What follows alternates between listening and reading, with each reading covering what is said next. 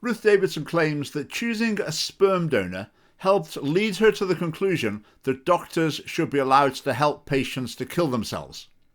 Now, if you're anything like me, the intermediate steps of this argument are unclear. So over to Ruth Davidson and let's let her explain it in her own words.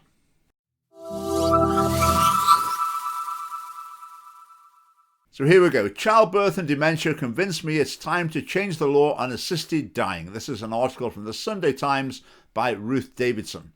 So she uses every rhetorical trick in the book. She talks about the fact that she regrets voting against assisted suicide while she was an MSP, and she wished she'd voted in favour of it. In fact, voting against it, she says, was a form of cowardice, whereas voting for it to allow doctors to kill patients would have been a brave thing to do. And that mirrors the talk around assisted suicide. There's already a culture that's grown up that promotes the idea that at some points in life, the brave thing to do is to kill yourself. So therefore, logically, the cowardly thing to do must be to keep on living.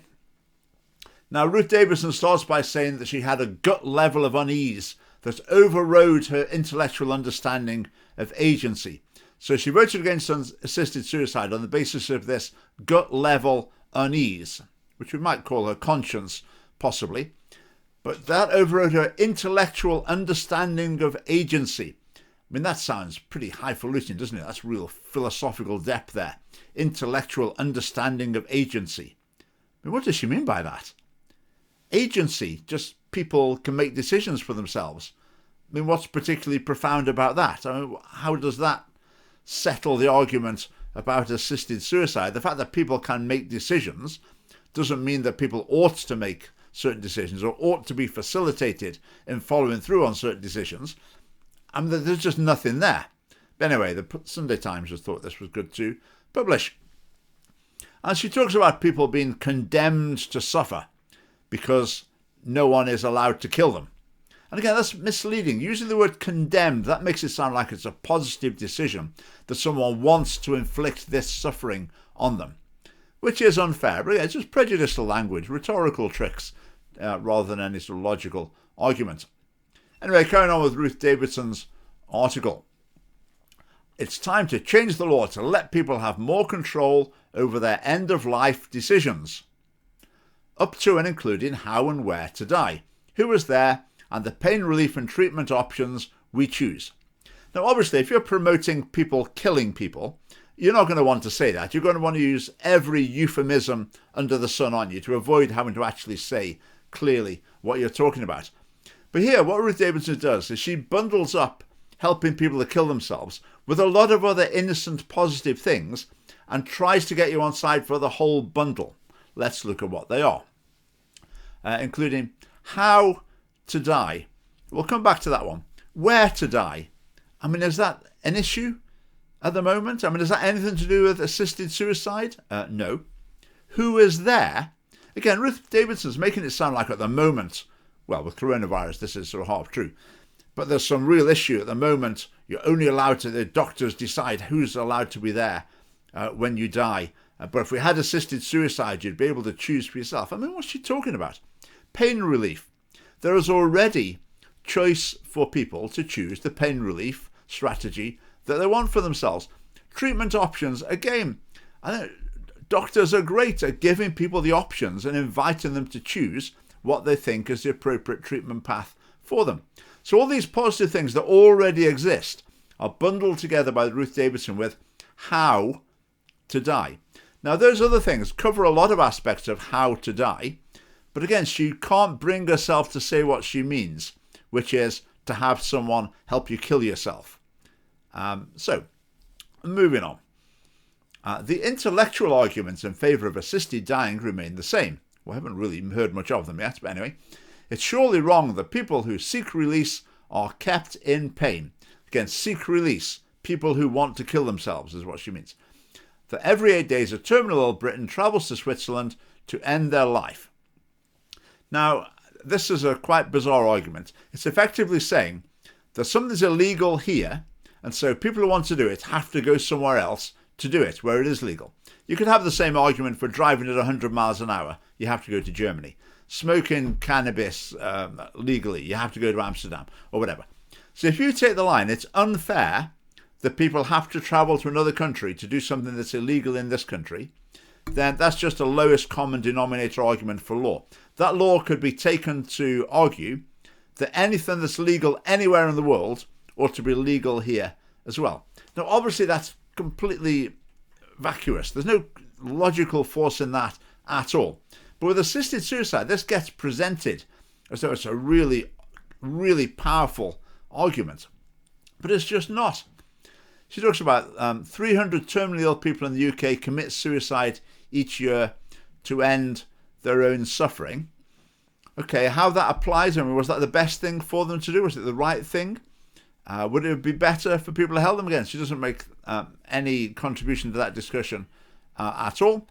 And she also argues that it's outrageous that when people break the law against helping people to kill themselves, that they face punishment.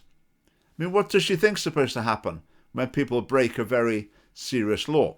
It says in Scotland, if you help someone to end their life, that opens the door to a culpable homicide charge. Yeah. So if a bloke holds a pillow over his wife's head until she's dead, and stands up in court and says, "Oh, I was just helping her to kill herself, it's what she wanted," then that would be no defence. I mean, is it not easy to see there's a bit of a danger in saying that is a defence, where the court would say, "Oh, okay, well that's fine. If that's what was happening, we'll let you off then." I mean, really? And needs a bit more thought, I think, maybe, Ruth. Right, what else does she say? I don't pretend this is easy, or that the intellectual arguments are all that there are to consider. But two things have tipped the balance for me. So these are the crucial points that have turned Ruth Davidson in favour of assisted suicide. The first is going through the process of IVF, in vitro fertilization. Just to clarify, that's when an egg is taken from a woman, you take a sperm from a man, and the fertilization takes place outside the body. Then the fertilized egg is implanted either back into the woman from whom it came or into another woman. It may seem odd to say that medical intervention to help create life has hewn away inhibitions about a more planned or even medicalized end of life, but it has. The systems and processes of egg retrieval, choosing donors, that's sperm donor, through any number of characteristics from height to family medical history, embryo implant, and even being able to guarantee against twins, makes a mockery of the mystique of kismet surrounding birth.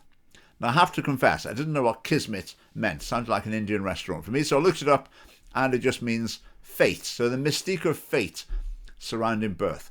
If birth can be so demystified for the over 50,000 people who undergo IVF treatments in the UK every single year, then what rule of fate exists for death, and why is there such imbalance? Right, does anyone claim that some sort of rule of fate exists for death? What is she talking about?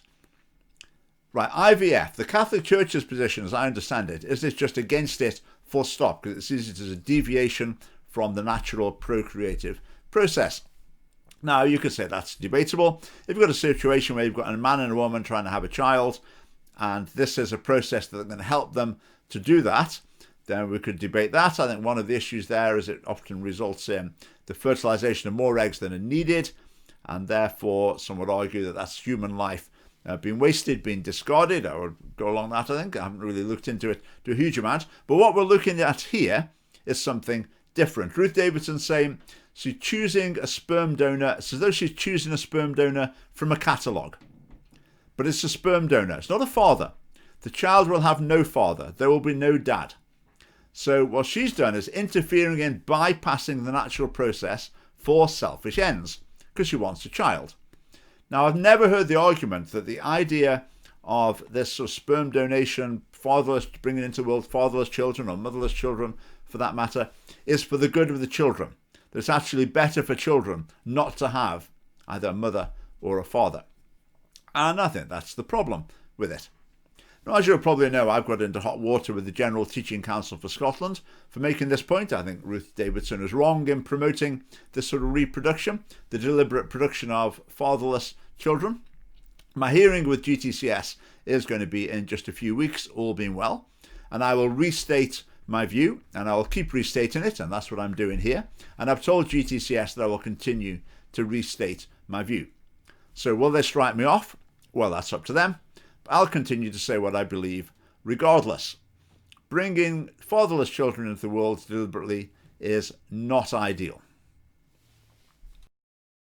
Right, Ruth Davidson carries on. The second is the diagnosis of a number of people very close to me with varying forms of dementia, and watching the person they were being consumed by a disease that strips them of themselves, their memory, relationships, personality, and spark. Now, I think there's a problem in this way of speaking. When they say they're stripped of themselves, you can see what people mean, but there's a danger here. The danger is it becomes an excuse for ceasing to care for that person because it's not the same person anymore. I mean, could you imagine parents having a child and that child then suffers a brain injury and the parents said, oh, not my child anymore, it's not the same person. I gave birth to whatever the name is, child, but now that child doesn't exist anymore and this incapacitated being isn't my child anymore, so I've got no responsibility. What do you think about that? Not so good. But when you hear it with marriages as well, when, say, dementia strikes, you'll hear people saying, oh, it's not the same person anymore. And sometimes that's used as an excuse to say, therefore, I have no responsibility to care for them anymore. And I think that's not right. And sickness and in health in the marriage vows includes mental health. Now, I know sometimes people have mental health conditions that makes them very difficult, if not impossible, to live with. I'm fully aware of that. But this argument that someone's a different person, then I think it could be an excuse to cease to care for them, to mistreat them, or possibly in Ruth Davidson's case, to help them to kill themselves. And soon after that would just come to kill them without their own assistance. I'll come on to that later. Anyway, on with Ruth here. Again, there's little to immediately link either cause with effect, you're telling me. Those advocating for an assisted dying model are patently not talking about IVF issues, nor are they suggesting that people with cognitive impairment, such as dementia, be included in the law. That's absolutely right. So Ruth Davidson here is just scoring a huge own goal. She's effectively conceding the slippery slope about assisted suicide. And the slippery slope goes like this. Where does it always start? It starts with, we'll help people who are terminally ill to kill themselves. So someone who's capable of drinking the poison and is terminally ill, they're going to die quite soon, we'll provide them with the poison. That's where it starts. But then someone who's not terminally ill says, my suffering's unbearable. It's not fair. I've got the right to die as well. I want the poison. And the proponents of assisted suicide haven't got any arguments against them, so that becomes allowed. Then you get someone who says, I'd love to kill myself, but I'm not capable of taking the poison myself. I want the doctor to do it for me. I want him to give me an injection to kill me. I've got the right to die as well. And proponents of assisted suicide have got no argument against that. So euthanasia becomes the next step. Then you start looking at people who are not capable of making the decision for themselves. And in every other situation, our principle is, if someone can't make a decision for themselves, someone else makes it on their behalf. So when you have someone who's mentally incapacitated, someone else might judge that the life isn't worth living. And then you have euthanasia with not on demand, but just on someone else's say-so. And then the last stage is then, it also goes down the age range. I mean, we're down about 12 in Belgium for killing children. Then mental health. Someone says, I'm physically well, but I'm so depressed and my mental health is so bad, it's unbearable. Why don't I have the right to die? And again, the proponents of assisted suicide have got no argument against that, and that ends up what's happening. I mean, there are stories about this coming out from in this regard, in any case, appropriately named Low Countries quite regularly. Anyway, back to Ruth. The arguments against assisted suicide, protection of medics, protection against coercion, have evidently been resolved to the satisfaction of the 185 million people across half a dozen countries with access to assisted dying provisions and no buyer's remorse. Again, that is just a terrible, terrible argument. It's like saying, I don't know, if you say 300 years ago, you could say the arguments against slavery have obviously been resolved in 90% of the planet where it's perfectly allowed. And they don't seem to have any regrets about it. I mean, is that any sort of powerful argument? No buyer's remorse. Does she know that? I mean, what's been measured? I mean, in the Netherlands and Belgium, you hear about people who are afraid to go to hospital because they worry that they will be killed by doctors. In fact, some people carry cards with them, like a donor card, but it says, "I don't want to die." And people feel they need to have one of those in their pocket before they go into hospital. No buyer's remorse? Not so sure. I mean, the issue of conscience for medics, that's a very significant one, but I'm not going to go into that here. But Ruth also talks about coercion. People would feel pressurized to commit suicide. And she says that somehow must have been resolved in these countries. Well, no, it can't be resolved. You already hear in Britain the idea of a duty to die. Don't be a burden on the state. Don't be a burden on the family. And once that culture is established and the legal option of ending your life is there, then that pressure is inevitable. Even if, let's say a very elderly person, even if their family communicate nothing in that regard, or even if they communicate the opposite, even if they say, "No, we really want you to be with us for as long as possible, it's really great, we really value you," no matter what they're saying, the person still inside might be thinking, "Well, I know they're saying that, they're just trying to be polite, they're just being nice." Or even if they think, even if my family thinks that, still, I really hadn't ought to be a burden for any longer. I mean, it really is time that I went. And that problem cannot be resolved. And the other factor in this is a very significant factor, is these situations often involve very large sums of money. And large sums of money corrupt people quite significantly, and it would not be uncommon for people just to tweak things a little bit in what they say and the message they're delivering when the thought of 6-7 figure sums is running through their mind. Right, back to Ruth. Sometimes amid complex arguments and conflicting evidence, simply know in the essence of your being that something is plain wrong. It's time to change the law. This is quite interesting. At the beginning of the article, she said basically she just felt it was wrong. And she called that gut level unease. And at the end, she's saying, basically, I just feel that it's right. But what language does she use this time? She knows in the essence of her being, which sounds so superior, doesn't it? I mean, it's basically saying that she felt one way and she now feels the other way. But every rhetorical trick in the book is employed.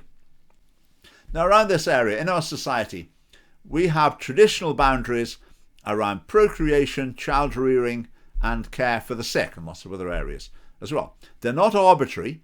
They are very important. They protect individuals, they protect families, they protect society from harm. Now, as soon as you start dissolving one of those boundaries, it seems natural to start undermining all of the others as well. And I think that's exactly the process that Ruth Davidson has laid bare in this article. Boundaries in general at the moment are unfashionable. The more common idea is that if everyone had unlimited free choice, that would just be a sort of selfish utopia and everyone would be optimally happy. At the Scottish Family Party, we take a broader view.